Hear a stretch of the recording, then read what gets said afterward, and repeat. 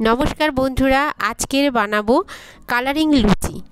बीटटा भालो करे धुए परिष्कार करे निये घषा दिए भालो करे घषे निয়েছি নিয়ে এইভাবে ঘষে রসটা বের করেছি হাত দিয়ে চেপে। এই যে কালার যে বেরিয়েছে এটাই হবে লুচির মধ্যে আমরা দেব। এই কালারটা দেখুন কেমন বেরোচ্ছে। দু হাতার মতো ময়দা নিচ্ছি, নিয়ে এরপর নুন দিলাম প্রয়োজন মতো, একটা ছোট স্পুনে দেখতে পাচ্ছেন, একটু চিনি দিলাম, এবারে 1 চামচ আমি সাদা তেল দিলাম। এরপর ভালো করে মেখে নিতে হবে হাত দিয়ে। এটা হলো বিটের রস, যেটা জুসটা বিট থেকে বেরিয়ে করে নিয়েছিলাম চেঁচে, বিটের রসটা।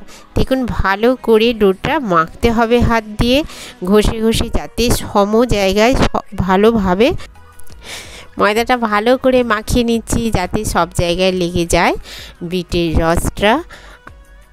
এইভাবে ডলে ডলে নেব, নেওয়ার পর যে জল দেব, জল দিয়ে মাখতে থাকবো।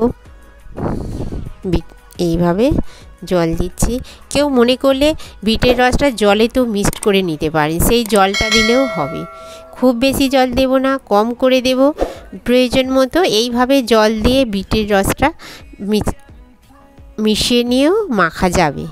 তাহলে কালারটা কি সুন্দর একটা কালার দেখুন, ফুড কালার আসছে।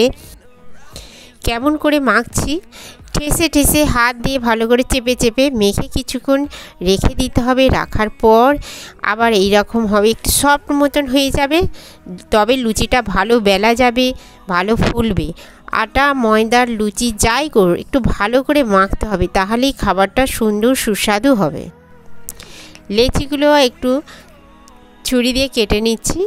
এইভাবে নিয়ে একে হাত দিয়ে গোল করে নেব লুচিগুলো। সব লুচির টোগুলো এইভাবে গোল করে নিলে বেলতে গোল হবে, সেই জন্য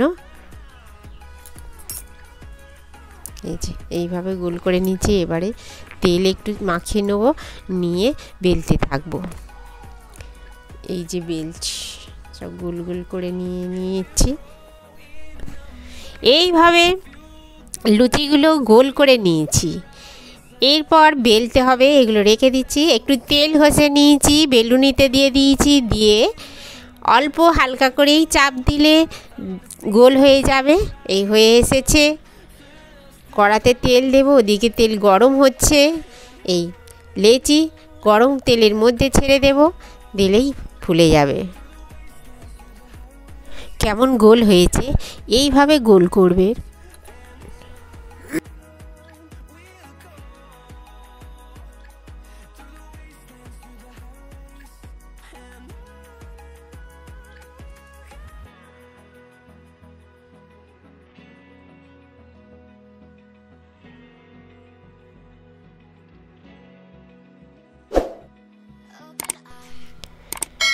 বেলা লেচিটা তেল গরম হয়ে গেছে, ছেড়ে দিচ্ছি। এই ফুলছে।